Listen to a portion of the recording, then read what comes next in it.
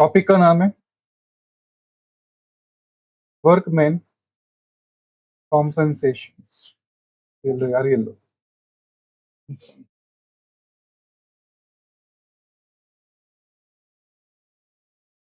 Reserve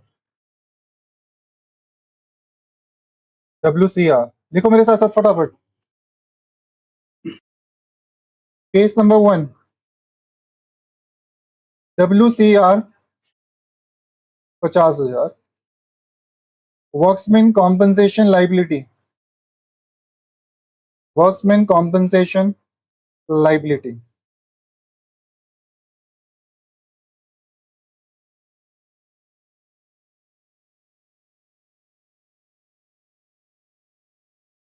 WCL, इसको short में WCL। 50,000 के रिजर्व्स हैं और लाइबिलिटी है 0। ठीक है, अगर वर्क्समैन कॉम्पनसेशन रिजर्व है 50,000 लेकिन लाइबिलिटी को जनरेट ही नहीं हुई तो इसका क्या करेंगे? ओल्ड पार्टनर्स टू, नहीं old partner WCR to old partners. तो एंट्री क्या बन जाएगी? वर्क्समैन, शॉर्ट में लिख देते हैं यार, टाइम वेस्ट हो। Workmen compensation reserve account debit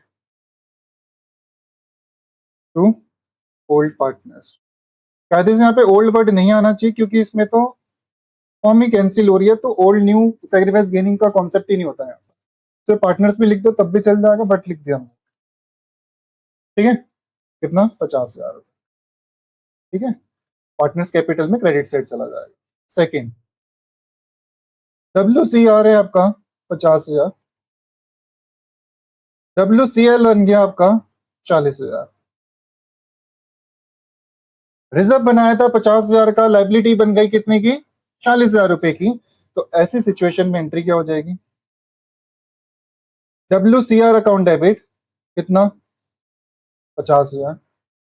इसमें से लाइबिलिटी कितनी बन गई है? लाइबिलिटी कितनी बन गई? अगर ये डिसोलेशन का चैप्टर ना होता तो यहाँ पे हम लिखते 2WCL, लेकिन ये चैप्टर किसका है? डिसोलेशन का, जहां पे हमें पूरी बैलेंस शीट को क्या करना होता है? खत्म करना होता है।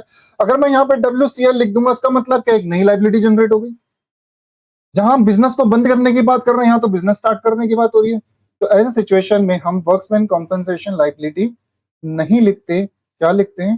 Realisation account. क्या लिखते हैं? Realisation account. ब्रैकेट में बेशक लिख दो WCL, और जो बाकी का डिफरेंस बचा वो किसको बढ़ जाएगा?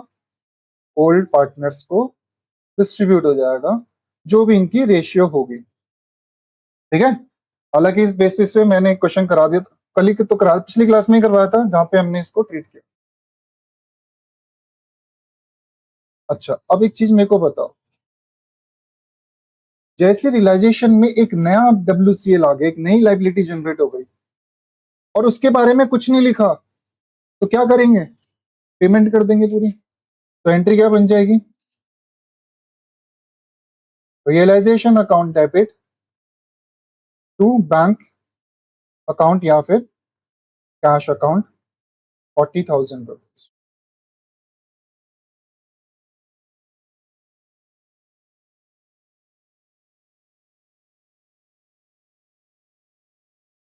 ठीक है भाई, समझ गए सारे? कोई दिक्कत इसके अंदर? पक्का? श्योर?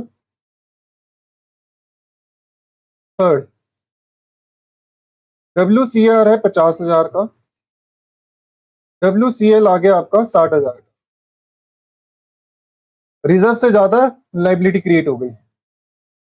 तो एंट्री नंबर 1, WCR तो हमारे पास भाई 50 ही था, हम तो 50 ही लिख सकते हैं। ये WCR मेरा कन्वर्ट किस में हो गया? WCL में। तो रियलाइजेशन अकाउंट आ जाएगा WCL कितना? 50। ठीक है, बात समझ आ गई? सेकेंड पॉइंट, अब मुझे WCL की पेमेंट करनी है, तो एंट्री कितनी आ जाएगी? Realisation account debit to cash या bank account. To cash and bank account. कितनी पेमेंट करनी थी मैंने? पेमेंट कितनी करनी थी? पेमेंट कितनी करनी थी? 60,000। पेमेंट कितनी करनी थी? 60,000। ठीक है, इस बात को समझो।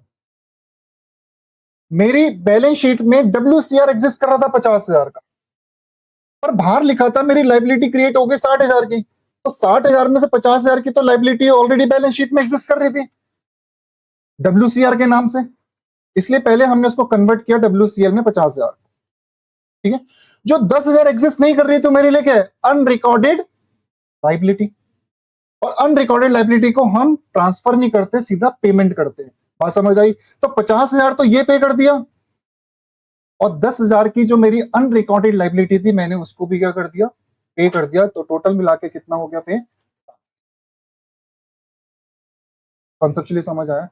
और एक बात ध्यान रखना, हर जगह जब भी रियलाइजेशन पैदा होता है उसको मारना पड़ता है, उसको मारना पड़ता है। सो यहाँ पे आप रियलाइजेशन अगर देखोगे 60 का डेबिट हो रहा है, 50 का क्रेडिट हो रहा है, तो मरेगा कितने का? 10,000 रुपए का।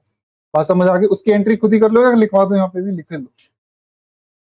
अच्छा, 10,000 किधर आएगा? जिधर बड़ा है, तो डेबिट आ गया। ठीक है, डेबिट में 60,000 था ना, उसमें से क्रेडिट वाला 50,000 हटा दो, तो बचा कितना? 10,000। और ये 10,000 किसको बच जाएगा? Old partners.